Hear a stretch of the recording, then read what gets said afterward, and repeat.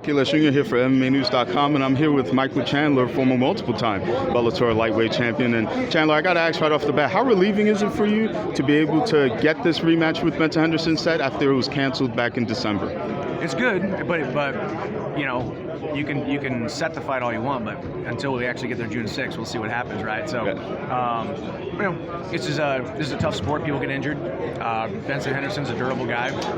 He usually doesn't get injured. He usually doesn't pull out a fight. So hopefully, he, you know, I told him up there, I shook his hand and said, train safe. You know, I want him to get to the cage on June 6th so we give the fans what they want, and continue for me to continue to show that I'm improving, and a guy like him is just kind of staying stagnant. Obviously, the first fight was very exciting for fight fans. Are you expecting the same, or are you hoping to get in and out quickly?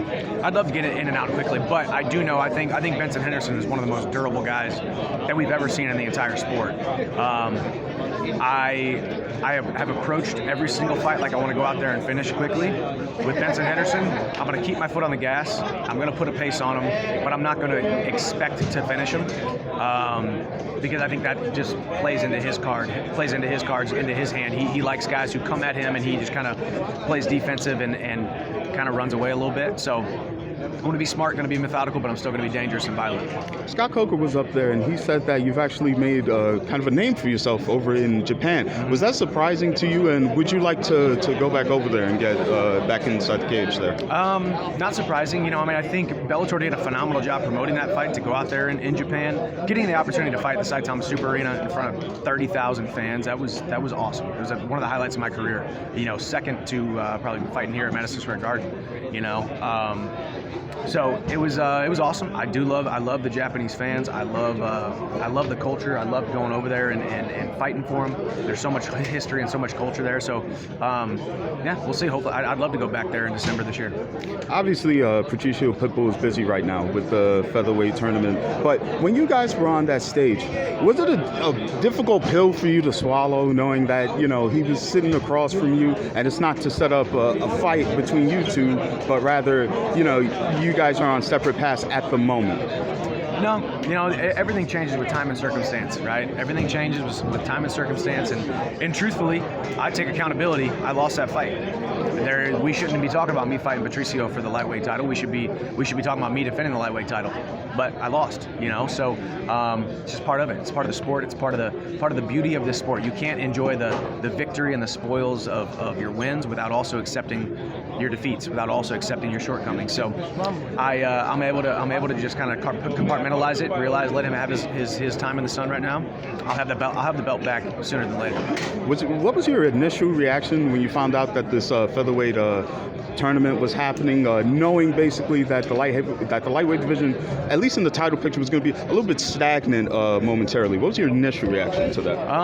You know, I knew it was going to happen. I knew it was going to, you know, start. I knew, because I knew some guys that were in it, and I even kind of almost tried to throw my name in the hat, but there was no way I was going to make 145. So I knew it was happening. So I knew it was an important fight to win, and I didn't win. So that's it's just part of it. I love what they're doing, though, for the Bellator brand, for Scott Coker. I mean, what we're doing here, expanding to so many different outlets and properties and different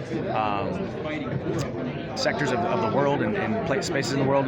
It's amazing. The growth is amazing. So what they're doing is obviously working, and I'm just happy to be a part of it. I've been a part of it since the beginning, and a lot of my fights, the Fight of the Years candidates that I've had, are the reason we are where we are today, and they've helped me and I've helped them. So obviously, you know, you and Benson Henderson, well-respected veterans of the sport. Are you expecting anything different from Benson Henderson, or do you think at this point it's going to be more of the same? It's a lot of the same. You know, I mean, he hasn't really evolved a ton. He hasn't gotten more violent. He hasn't gotten more offensive. He's very much stylistically, he's a hard fight. He's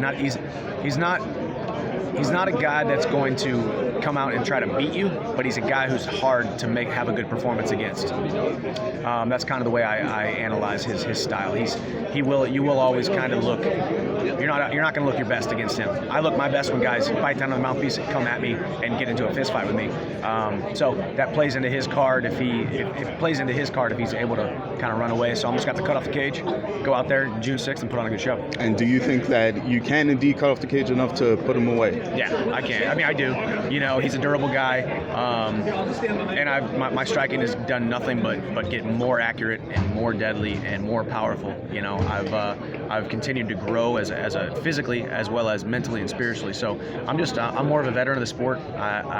He has more fights than I do, more cage time than I do, a lot of world titles, but I think his best days are behind him, and I think my best days are still out ahead of me.